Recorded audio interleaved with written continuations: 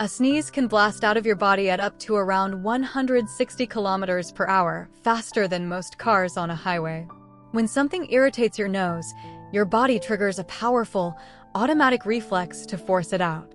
Your chest muscles, throat, and diaphragm all contract at once, building up pressure and then releasing it in an explosive burst. That sneeze can launch thousands of tiny droplets several meters through the air in seconds. It's also why covering your sneeze matters so much. Those droplets travel shockingly far and fast. And here's a strange one. You can't sneeze with your eyes open without serious effort, because the reflex automatically forces them shut.